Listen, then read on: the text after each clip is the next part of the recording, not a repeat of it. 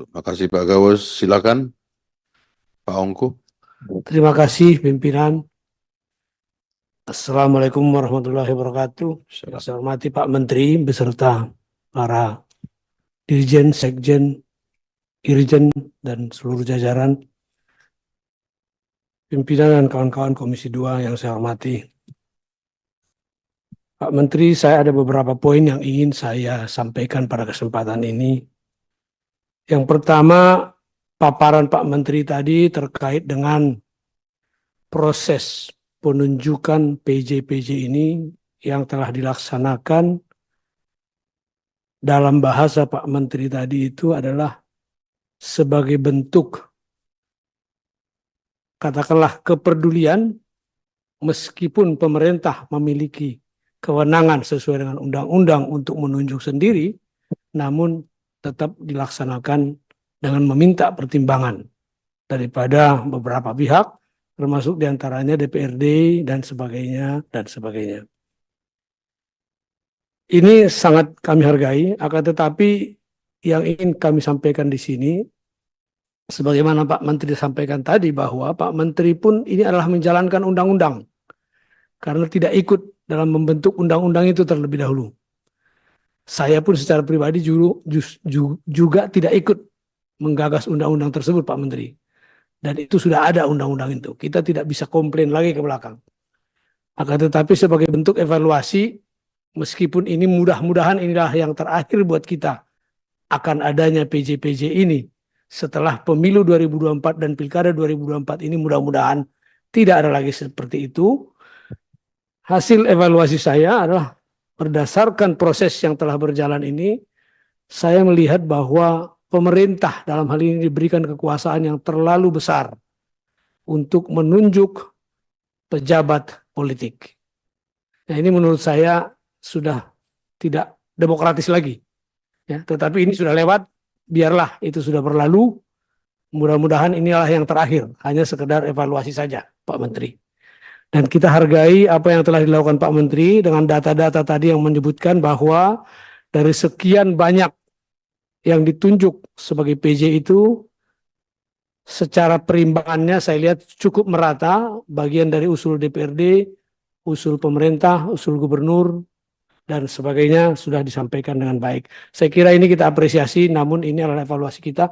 Mudah-mudahan ke depan tidak lagi. Dan undang-undang ini cukuplah saat ini saja. Menurut saya undang-undang ini cacat secara demokratis, menurut saya. Yang kedua terkait dengan masa jabatan daripada PJ-PJ ini. Tadi Pak Menteri menyampaikan bahwa sesuai undang-undang disebutkan 1 tahun dapat diperpanjang 1 tahun. Artinya pemahaman saya adalah setelah diperpanjang 1 kali tidak bisa lagi diperpanjang. Begitu kan ya? Nah, saya cuma mau pengen tahu, saya lihat bahwa Gubernur DKI itu ditunjuk pada bulan Oktober 2022 dan sudah diperpanjang 1 kali. Berarti pada bulan Oktober 2024 itu akan habis masa jabatannya. Dengan demikian berarti Pak Menteri akan menunjuk kembali pejabat Gubernur DKI atau DKJ sekarang ya untuk periode berikutnya. Ini saya pikir saya cuma mengingatkan saja bahwa mudah-mudahan ini akan terlaksana dengan baik pula. Yang ketiga terkait dengan yang disampaikan oleh Pak Menteri tadi, ada 3 sekda saja yang diangkat menjadi bupati dan wali kota. Tadi disebutkan Gorontalo, salah satunya Padang Lawas. Barangkali Pak Menteri, saya tidak tahu, tentu Pak Menteri juga ini mendapatkan masukan dari bawah. Tetapi mungkin kawan-kawan yang mempersiapkan bahan Pak Menteri ini perlu lebih akurat. Di daerah saya saja, itu ada 2 sekda yang diangkat menjadi PJ. Yaitu Kabupaten Padang Lawas Utara atas nama Saudara Patuan Syukur Hasibuan. Yang kedua adalah Kota Padang Sidempuan atas nama Letnan Dalimunte. Di situ tadi tidak muncul. Yang muncul justru Kabupaten Padanglawas. Padahal Kabupaten Padanglawas tersebut pejabatnya itu adalah dari direktur, salah satu direktur di BKPM. Jadi saya kira mungkin Pak Menteri perlu mendapatkan masukan yang lebih akurat lagi dari kawan-kawan di bawah supaya tidak salah data. Pak Menteri memaparkan, apalagi tadi Pak Gus Pardigaus meminta supaya paparan Pak Menteri diberikan kepada kita. Nanti banyak yang protes. Ibu barusan sudah bilang di dapil dia juga sudah ada satu dari Sekda. Kalau tadi disebut seluruh Indonesia hanya 3, nah ini udah jelas kurang akurat barangkali Pak Menteri. Selanjutnya adalah evaluasi. Disebutkan tadi bahwa bisa diangkat 1 kali dan diperpanjang 1 kali. Tetapi juga tentu kata-kata bisa tentu dilakukan evaluasi setiap 3 bulan. Ada satu daerah di tempat saya, di dapil saya, yang dalam 1 tahun 3 kali pergantian PJ. Ya, itu Kabupaten Tapanuli Tengah. PJ yang pertama Ibu Yeti Sembiring, PJ yang kedua Bapak Elvian Elias Nenggolan, kemudian PJ yang ketiga adalah Bapak Sugeng Rianta dari Kejaksaan. Nah ini dasar penggantian itu sampai 3 kali dalam kurun waktu yang singkat, itu menimbulkan tanda tanya besar di masyarakat. Saya sih secara pribadi happy-happy saja. Karena terus terang, menurut saya PJ-PJ sebelumnya itu juga memang layak untuk diganti karena keberpihakan. Keberpihakan kepada salah seorang atau calon atau partai tertentu. Sehingga dilakukanlah pergantian-pergantian. Tapi saya sendiri tidak tahu apa sebetulnya dasar melakukan pergantian-pergantian tersebut. Apakah benar karena keberpihakan tadi atau kurang netral sehingga diganti. Nah kalau ini ya kita setuju saja. Ya. Tetapi Pak Menteri, ada beberapa daerah di dapil saya yang jelas-jelas PJ-nya itu tidak netral. Waktu pileg kemarin. Tapi itu tidak dilakukan evaluasi. Ya. Bahkan beliau membuka kantor sekretariat di kantor sekretariat daerah untuk seluruh ASN wajib menyetorkan 10 KTP sebagai pemilih calon DPR RI tertentu. Ya. Syukur alhamdulillah calon DPR RI yang dia dukung itu menang. Menang mutlak. Di kabupatennya saja dia mendapatkan suara lebih dari 80% suara yang diperoleh secara keseluruhan. Saya nggak mau sebut siapa namanya, tapi nanti bisik-bisik bisa saya sebutkan. Tidak enak kalau di publik ya. Apalagi kawan kita itu sebentar lagi jadi anggota DPR, sementara saya tersingkir. Ya. Itu tidak dilakukan evaluasi Pak Menteri. Ada 2 kepala daerah yang nyata-nyata, terang-terangan, main kasar, tidak dilakukan evaluasi. Ya. Salah satunya itu adalah, itu tadi, di kantor Sekda dibuka sekretariat untuk membawa KTP. Masing-masing ASN itu 10 KTP per orang untuk menjadi pemilihnya. Kalau yang punya jabatan lebih besar lagi jumlahnya. Ya. Ada lagi 1 kepala daerah yang orang tuanya mantan kepala daerah yang dia gantikan. Salah seorang keluarga mereka calon jadi DPR RI, semua yang bersaing di sana diintimidasi, termasuk tim saya. Itu juga tidak diganti. Tidak dilakukan evaluasi. Ya. Jadi ini adalah hal-hal yang tadi disampaikan Pak Gus Pardi. Netralitas itu ikut nggak menjadi bagian dari evaluasi itu? Kalau ikut, apakah netralitas yang imparsial, benar-benar netralitas, atau netralitas terpilih juga? Kalau terhadap partai tertentu dianggap tidak apa-apa, partai tertentu lainnya dianggap tidak netral. Nah ini mudah-mudahan tidak demikian. Ya, ini yang kedua yang ingin saya sampaikan.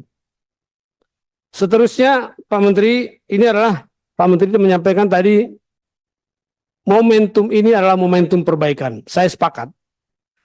Bahkan Pak Menteri menyampaikan tadi, kita juga melakukan, tanda kutip kalau bahasa saya, iseng-iseng melakukan perbandingan. Apakah hasil pilkada lebih baik daripada hasil penunjukan ini? Saya sepakat dengan Pak Menteri. Karena memang terus terang syarat kita untuk menjadi pejabat politik itu terlalu mudah.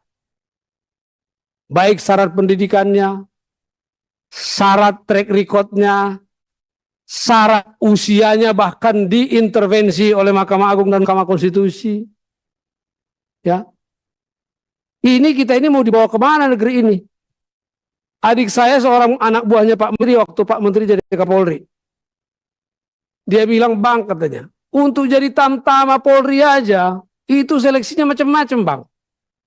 Seleksi fisik, seleksi kesemaptaan, seleksi psikologis, seleksi ini. Ini seleksi mau jadi bupati, nggak ada. Yang penting lulus SMA. SMA-nya pun, kalau perlu, SMA-nya pun cukup dengan paket C. Dengan kata lain, orang yang tidak pernah sekolah pun sebetulnya lulus sekolah bisa menjadi kepala daerah. Karena dia dapat paket A dengan bersekolah di SD 2 tahun, dapat paket B dengan bersekolah di SMP 1 tahun, dapat paket C dengan kursus untuk tes paket C satu bulan.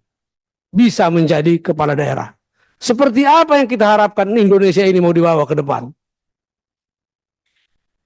Apalagi dikasih pula sekarang batasan umur tidak ada. Sebentar lagi umur 17 pun boleh. Karena ada orang akselerasi. Tamat SMA Pak, 17 tahun. Bisa menjadi kepala daerah. Apa yang mau kita harapkan buat negeri ini?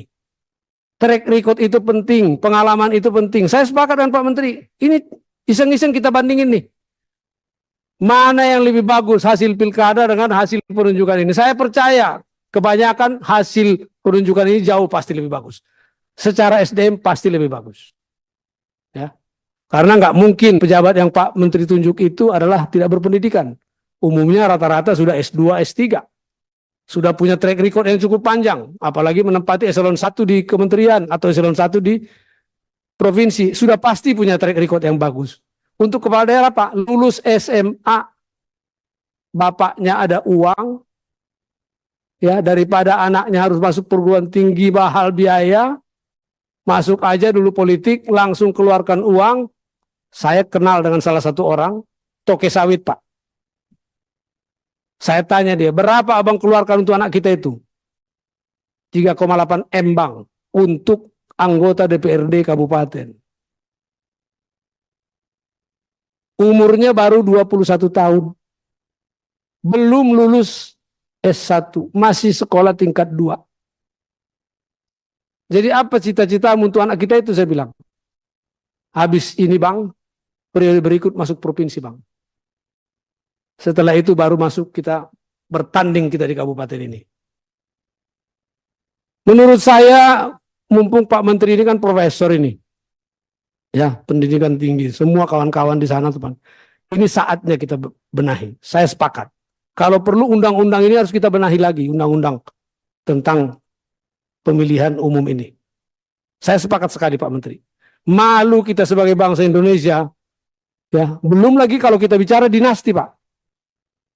Ada yang bapaknya sudah 2 periode, kemudian anaknya 2 periode, sekarang kakaknya si anak itu mau masuk pula, kemudian istrinya mau masuk pula, tantenya mau masuk, segala macam mau masuk. Seolah-olah daerah itu hanya mereka yang bisa. Tetapi yang dijual hanya uang dan kekuasaan Pak. Memang ini harus momentumnya sudah pas Pak. Saya sepakat. Saya pimpinan, mungkin kita juga harus berpikir untuk merubah undang-undang ini kembali, merevisi, memperketat persyaratan menjadi politisi ini. Memang semua orang bilang, oh kita punya hak yang sama. Betul, hak yang sama. Tetapi negeri ini mau dibawa kemana? Apakah kita mau bawa maju, apa mau bawa mundur? Kalau mau bawa mundur gampang aja. Nggak usah lagi ada syarat kesehatan jiwa dan kesehatan mental. Silahkan aja yang tidak sehat mental juga boleh. Kan punya hak juga sama. Silakan aja. Nah, kita mau kemana ini negeri ini? 270 juta ini, penduduk ini. Saya sepakat Pak Menteri, ini momentum yang baik buat kita, mari kita rubah. Mari kita perbaiki undang-undang ini ke depan. Saya titipkan kepada kawan-kawan yang terpilih kembali untuk tolong ini dikawal supaya Indonesia ini lebih baik lagi ke depan. Kemudian Pak Menteri, yang terakhir dari saya adalah mengenai usulan pemekaran. Terhadap usulan pemekaran ini saya juga agak kaget, Pak Menteri tadi menyampaikan lebih dari 300 usulan. Saya kebetulan berpengalaman ikut memekarkan kabupaten saya dulu menjadi 3, Pak. Namun pada saat itu saya melakukannya itu secara bertahap, akan tetapi saya mendapat tekanan politik yang luar biasa. Sehingga yang tadinya saya rencanakan dalam 2 tahun persiapan, akhirnya dalam 1 tahun dikebut harus sudah dimekarkan. Karena tekanan politik. Oke, akhirnya jadi pemekaran itu, syukur alhamdulillah sekarang baik. Tetapi banyak juga daerah yang setelah dimekarkan enggak maju-maju juga. Ya. Jadi saya pikir masukan dari saya Pak Menteri bahwa grand design ini memang kita butuhkan. Indonesia ini mau ngapain sih? Kita mau 100 provinsi, mau 150 provinsi, atau cukup kita tetap aja lah dengan 38 provinsi yang ada ini. Atau kita batasi 54 provinsi seolah-olah kita sama dengan Amerika. 54 negara bagian. Sudahlah, segitu sajalah. Menurut saya, banyak provinsi-provinsi yang baru dimekarkan dalam era reformasi ini tidak layak menjadi provinsi. Sebaliknya, banyak daerah yang seharusnya layak menjadi provinsi tidak dimekarkan. Jadi, kalau disebut moratorium, menurut saya memang harus kita buka moratorium ini. Tetapi sebelum dibuka moratorium ini, harus kita buat rencana besarnya, sebagaimana disampaikan itu. Rencana besar ini sebetulnya dari zamannya Pak Gamawan Fauzi sudah pernah disampaikan. Kapan mau dibuat rencana besar ini? Sampai hari ini belum terjadi. Nah ini yang kita berharap, sehingga kita nanti itu mau pilih mana. Kita statis seperti Amerika, kita bikin 54, oke lah 54. Karena Pak Presiden kita sendiri juga pernah mewacanakan, baru-baru ini saya dengar, saya nggak tahu apakah itu berita benar atau hoax, Jawa mau dibikin menjadi 10 provinsi. Ada pemekaran baru, kan gitu ya. Nah ini yang lain-lain bagaimana? Ya. Nah tetapi ada memang daerah-daerah yang kalau tidak dimekarkan itu akan sengsara. Ya termasuk daerah saya Pak. Daerah saya itu pantai barat Sumatera Utara itu tertinggal jauh dari daerah Toba dan daerah Langkat sekitarnya. Karena tidak bisa dijangkau oleh orang-orang dari provinsi. Terlalu jauh 10 jam dari sana. 10 jam pula dari Riau. 10 jam pula dari Sumatera Barat. Maka kami itu terisolasi di situ. Jadi memang wajar untuk dimekarkan. Luasnya pun 26% dari provinsi Sumatera Utara. Lebih besar dari Gorontalo jelas, lebih besar dari Bengkulu, lebih besar dari Bangka Belitung. Penduduknya pun sangat memadai. Lebih besar dari Sulawesi Barat, itu sudah pasti. Ya. Oleh karena itu menurut saya moratorium ini memang harus kita lepas. Tapi kita buat dulu grand design-nya. Satu lagi masukan dari saya Pak Menteri untuk ini adalah perlunya waktu persiapan. Dulu di zaman Orba itu disebutkan bahwa ada masa persiapan. Jadi administratif terlebih dahulu sebelum menjadi daerah otonomi baru. Karena di administratif itu dipersiapkan segala sesuatunya, termasuk SDM-nya, termasuk infrastrukturnya dan sebagainya, supaya tidak dilepas begitu saja akhirnya anggaran yang disediakan untuk daerah otonomi baru tersebut habis untuk mengurusi infrastruktur perkantoran pemerintah. Tidak tercapai tujuan daripada pemekaran itu sendiri. Oleh karena itu usulan saya adalah kita tetap harus buka moratorium ini. Kapan? Silahkan. Tetapi grand design-nya harus dibuat dahulu. Dan yang kedua, prosesnya harus melalui masa persiapan. Tidak ucuk-ucuk menjadi otonomi baru. Saya kira itu masukan dari saya, Pak Menteri. Mudah-mudahan berkenan. Kurang lebihnya saya mohon maaf. Billahi taufiq wal hidayah. Wassalamualaikum warahmatullahi wabarakatuh. Waalaikumsalam. Terima kasih Pak Ongku. Saya